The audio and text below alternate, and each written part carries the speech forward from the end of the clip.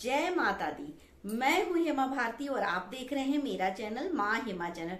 तो फ्रेंड्स, एक और नए वीडियो में बहुत बहुत स्वागत है आप सबका। उम्मीद करती हूँ कि आप सब स्वस्थ होंगे, मस्त होंगे और जहाँ कहीं भी होंगे बहुत खुश होंगे। और हमेशा की तरह माता रानी की कृपा से मैं भी बहुत खुश हूँ।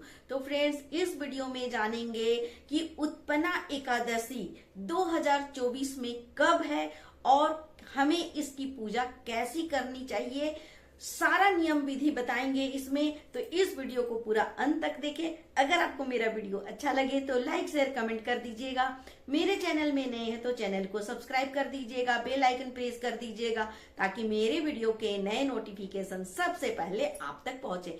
आप भी मेरे जैसे ही माता रानी के भक्त हैं तो मेरे कमेंट बॉक्स में जय माता दी लिखना ना भूलें। और चलिए अब शुरू करते हैं वीडियो और जानते हैं कि उत्पन्ना एकादशी क्या है, कब है 2024 में और इसे हमें कैसे करनी चाहिए, और सारा नियम विधि इस वीडियो में आपको बताएंगे। तो देखिए क्या है कि 2024 में उत्पन्ना एकादशी जो है वो पड़ रहा है 26 नवंबर को। ये द्विधा बनी हुई है कि 26 नवंबर है या 27 नवंबर है, किस दिन हम उपवास करें।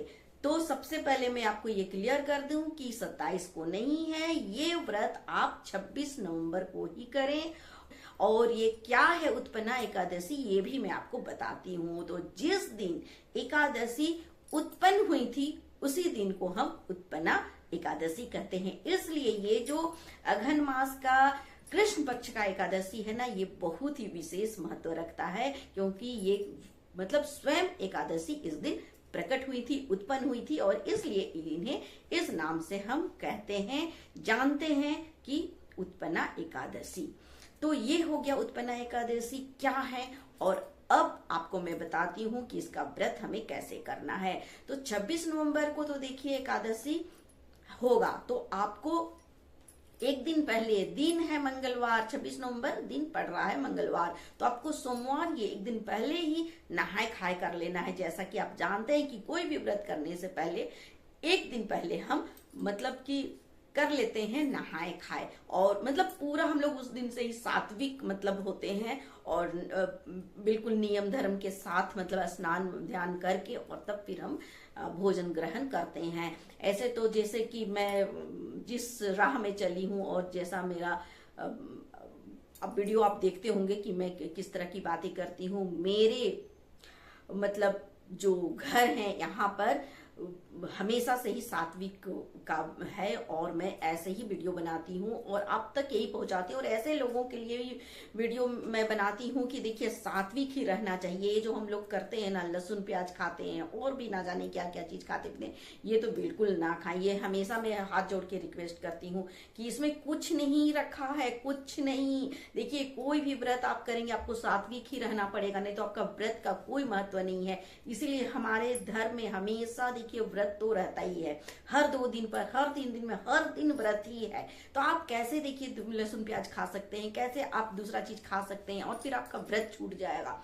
और हमारे धर्म में ये भी है कि हर दिन हमको जो भी व्रत पड़ता है वो करना ही चाहिए, तभी फल मिलता है।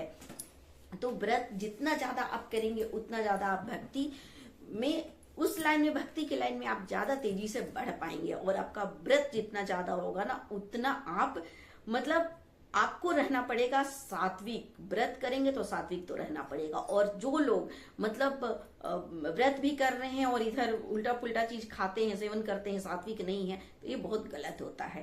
तो इसलिए मैं ऐसे लोगों के लिए तो वीडियो बनाती नहीं हूँ जो कि सात्विक नहीं होते हैं, जो लहसुन प्याज खाते हैं, जो मतलब मेरा वीडियो देखने के बाद भी, सब कुछ जानने के बाद भी अभी तक नहीं छूटा है जिनका लहसुन प्याज या फिर और दूसरे गलत चीज जो खाते हैं। मैं हमेशा रिक्वेस्ट करती हूँ कि ये सब चीज छोड़ दें और तब फिर आप भक्ति के लाइन में आगे बढ़ सकते हैं।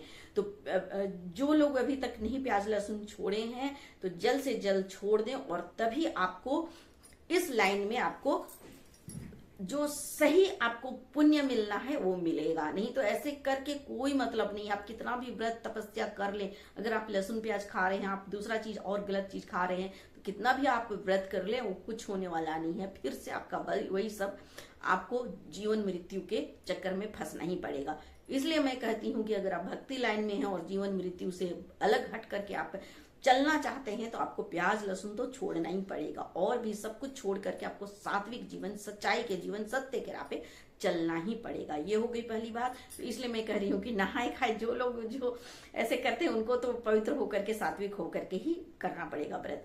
लेकिन हमारे में ऐसा है कि हम लोग तो हर दिन हमारा नहाए खाए रहता है, हर दिन हमारा व्रत ही होता है। हमारा जीवन ऐसा होता है, जो लोग भक्ति में है, जो सात्विक है, उन्हें अलग से कुछ करने की जरूरत ही नहीं होती है।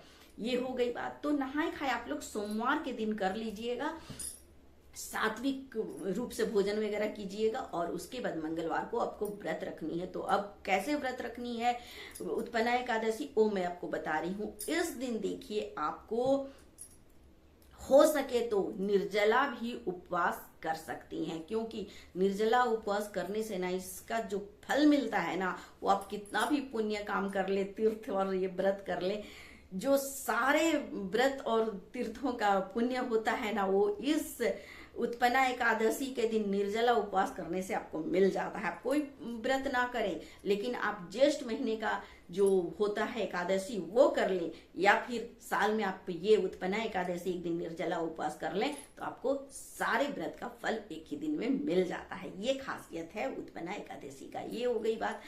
अब है कि अगर आप निर्जला करते हैं तब तो आपको पूरा उपवास रखना है, और अगर आप फल में करना चाहते हैं तो फिर आप फल खा करके भी कर सकते हैं, फल खा करके, और एक टाइम आप भोजन भी ग्रहण कर सकते हैं। तो ये हो गई। बहुत लोग देखिए इसमें क्या करते हैं कि नीचे भी शयन करते हैं। तो अगर आप ऐसा व्रत करना चाहते हैं तो अति उत्तम है, लेकिन अगर नहीं होता है तो ऐसा देखिए, कठिन व्रत करके कोई मतलब है नहीं, फिर आप सकेंगे नहीं। एक आध साल करेंगे फिर अगले साल नहीं, क्योंकि हर समय संभव नहीं होता है ना। हमें संसारिक लोगों को 10 तरह के काम होते हैं, बहुत सब कुछ है, तो छूट जाएगा। तो इसलिए जितना सिंपल साधारण तरीके से वैसा ही करें। आपसे अगर उपवास नहीं रह जाता है तो आप एक टाइम भोजन ग्रहण कर लें और तब व्रत रखें। हाँ, तो इस तरह से आप व्रत कर सकते हैं, जैसी आपकी इच्छा, फल में, निर्जला, या फिर भोजन करके भी आप व्रत रख सकते हैं। ये हो गई बात।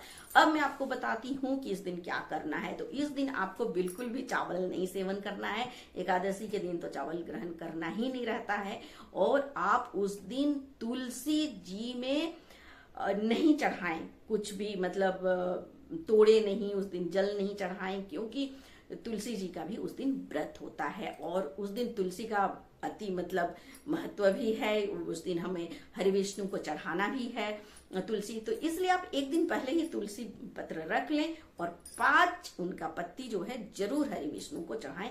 अगर विष्णु जी का आपके पास नहीं है प्रतिमा, तो फिर आपको लड्डू गोपाल हैं, कृष्ण जी हैं, दोनों एक ही हैं, कृष्ण जी या फिर हरि विष्णु, दोनों में से कोई भी आपके घर में तस्वीर है तो आप उनकी पूजा कर सकते हैं। जितना हो सके आपको पीला वस्त्र पहनना है, मतलब भगवान को भी आप पीला वस्त्र धारण कराएं, उस दिन पीला पुष्प चढ़ाएं, और आप जो है मतलब इस तरह से दीपक, जरूर घी का दीपक जला करके उस दिन आपको पूजा करना है।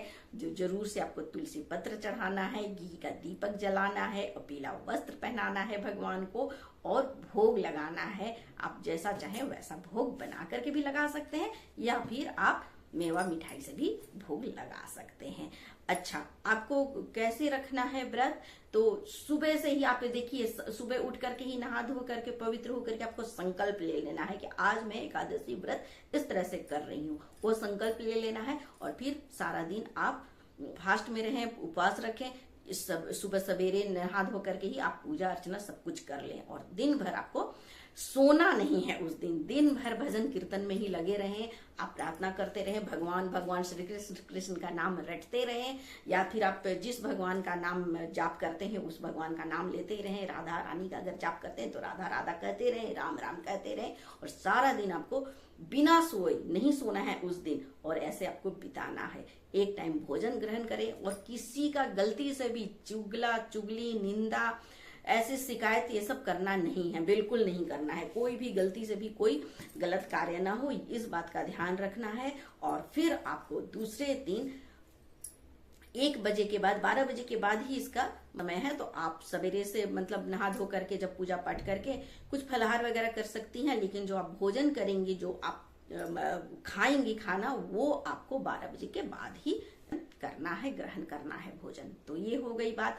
तो इस तरह से आप उत्पन्ना एकादशी का व्रत करके बहुत ही पुण्य पा सकती हैं। तो चलिए फ्रेंड्स, उम्मीद है कि आपको अच्छे से समझ में आ गया होगा कि उत्पन्ना एकादशी क्या है और 2024 में हमें कब करनी है। तो 26 नवंबर को आप कर सकती हैं व्रत और 25 नवंबर को नहाए खाए कर लीजिएगा और 27 तारीख को पारण कर लीजिएगा।